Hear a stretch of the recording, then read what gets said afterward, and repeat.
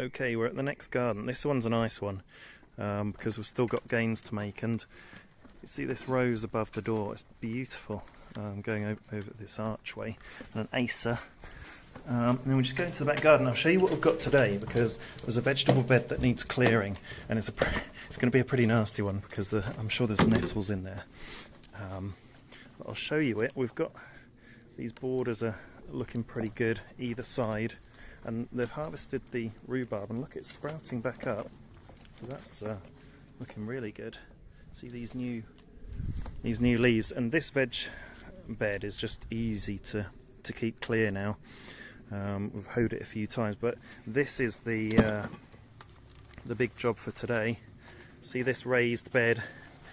It's absolutely crammed with things like grasses, nettles, some nettles there. So I'm going to give this a go today and see how we get on. Put you on a time lapse, check it out.